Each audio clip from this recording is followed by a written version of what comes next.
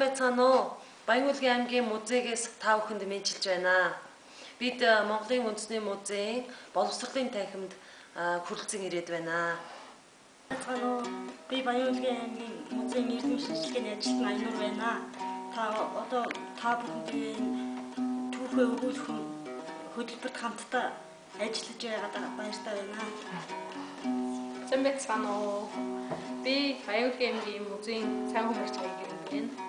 Бид бүгд үндэсний түүхийн музейнхаа боловсролын танхимд түүхээ өгүүлэх нь хөтөлбөрийн дагуу хамтдаа ажиллахаар хүлцэн ирсэн байна. Бүгдээрээ хамтран ажиллах мэдхэд итгэлтэй байна.